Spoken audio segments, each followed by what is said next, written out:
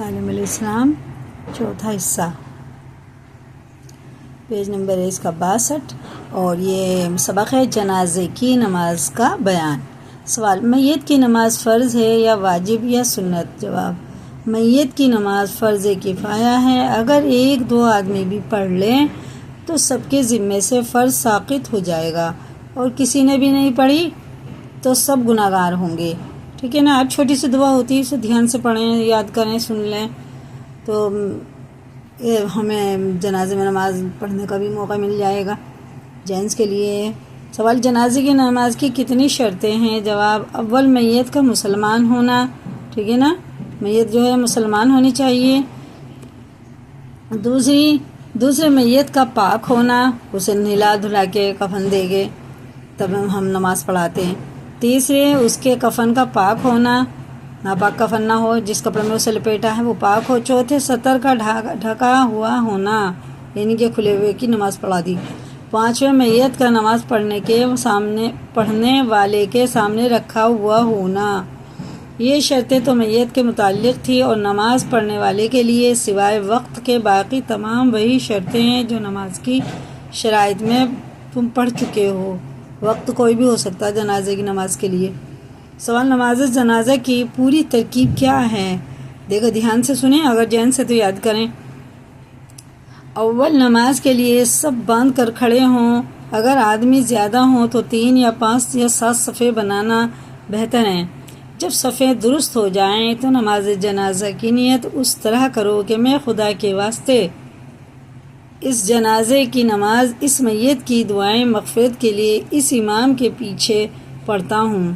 پھر امام زور سے اور مقتدی آہستہ سے تکبیر کہیں۔ تکبیر یعنی اللہ اکبر، اور دونوں ہاتھ کانوں تک اٹھا کر ناف کے نیچے باندھ رہے ہیں، ٹھیک ہے نا؟ اور امام اور مقتدی سب آہستہ آہستہ ثنا پڑھیں۔ امام ہوتے ہیں جو سب سے آگے ہوتے ہیں نماز پڑھانے میں، اور مقتدی ہوتے ہیں جو امام کے پیچھے ہوئے نماز پڑھنے والے۔ ثنا میں تعالی جدو کا کے بعد وجل ثناؤ کا بھی کہہ لیں تو بہتر ہے۔ پھر امام زور سے اور مقتدی آہستہ سے بغیر ہاتھ اٹھائے اور دوسری تکبیر کہیں۔ تکبیر یعنی وہی اللہ اکبر، اور دونوں درود جو نماز کے قاعدہ آخرہ میں پڑھے جاتے ہیں، امام اور مقتدی سب آہستہ پڑھیں۔ پھر دوسری تکبیر کی طرح تیسری تکبیر کہیں، اور جنازہ بالغ مرد یا عورت کا ہو تو امام اور مقتدی آہستہ آہستہ عربی دعا پڑھیں۔ آہستہ آہستہ یہ عربی دعا پڑھیں، ٹھیک ہے نا؟ درشق کے بعد اللہم اغفر، اچھے سے یاد کر لینا، اللہم اغفر لحینا ومیتنا وشاہدنا وعائبنا وصغیرنا وکبیرنا وذکرنا، ذال باریک ہوتا ہے، ذکرنا نہیں ہوئے گا، ذکرنا وانسانا، سا اور ذال کا ایک ہی مخرج ہے۔ اللہم من احییتہ منا فاحیہ علی الاسلام ومن توفیتہ منا، ومن نہیں پڑھیں گے، ٹھیک ہے نا؟ ومن نہیں پڑھا جائے گا، اقفا ہے۔ ومن توفیتہ منا فتوفہ علی الایمان، ٹھیک ہے نا؟ اور اس کا ترجمہ بھی بتاتے ہیں۔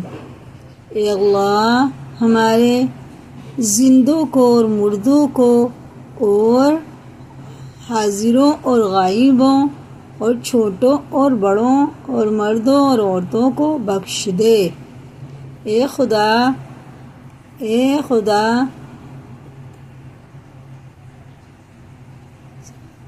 اس میں سے جسے تو زندہ رکھے اسلام پر زندہ رکھ، اور جسے وفات دے اسے ایمان پر وفات دے۔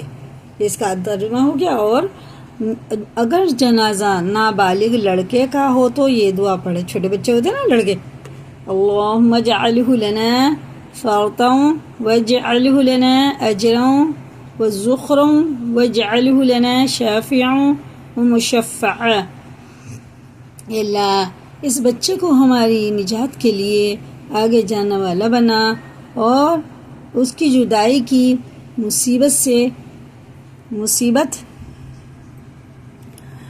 کو ہمارے لیے اجر اور ذخیرہ بنا اور اس کو ہماری شفاعت کرنے والا اور شفاعت قبول کیا گیا بنا۔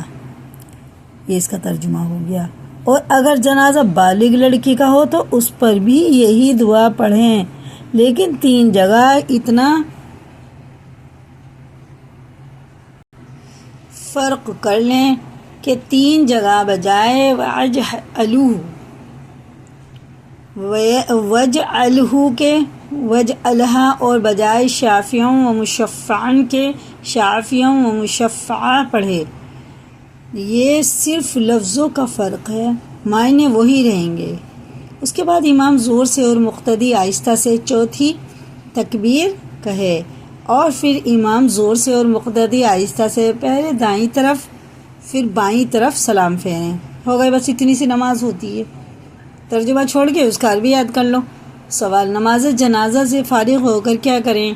جواب: نماز سے فارغ ہوتے ہی جنازے کو اٹھا کر لے چلیں۔ چلتے وقت اگر کلمہ شریف وغیرہ پڑھے تو دل میں پڑھے اور آواز سے پڑھنا مکروہ ہے، ٹھیک ہے نا؟ اسے اٹھائیں تو کلمہ پڑھیں اور زور سے نہ پڑھیں، دل میں پڑھیں۔ کچھ لوگ بہت زور سے پڑھتے ہیں نا۔ میت کی پہلی منزل یعنی قبر اور حساب کتاب اور دنیا کی بے اعتباری کا دھیان کرے اور دل میں میت کے لیے مغفرت و آسانی کی دعا کرتے رہیں۔ پھر قبرستان میں پہنچ کر میت کو دفن کریں۔ اسی کو یاد کریں، لائک کریں اور شیئر کریں دوسروں کو بھی، اور نئے چینل پر سبسکرائب کریں اور کمنٹ میں اپنی رائے بتائیں۔